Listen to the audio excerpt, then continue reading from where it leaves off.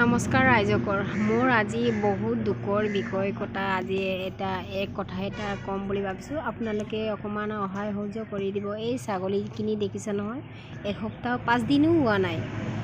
মাকেনো কালি এনেই ঘৰত আহোঁতে মানে ছাগলীখিনি এনেই থাকে আৰু পোৱালিবিলাকতো ঘৰত থাকে। মই দোকানত থাকোঁ, দোকানত দেখি নাপালোঁ। কালি কি হ'ল, মাকজনী হেৰালে নহয়। কোনে কালে কোনে নিলে এতিয়ালৈকে গম পোৱা নাইগে, বিচাৰি পোৱা নাইগে।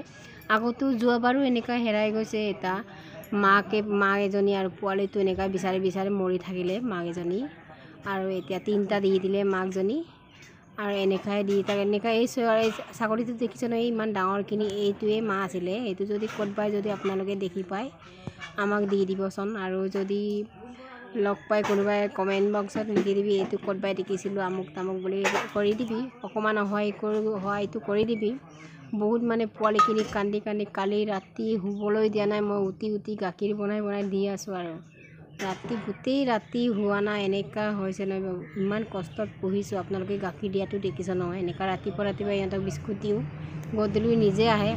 আজি মানে অহা নাই, আজি 2 দিন হ'ব, এতিয়ালৈকে আহি পোৱা নাই। হ'ব ৰাইজ, এইটোৱে চাই দিব।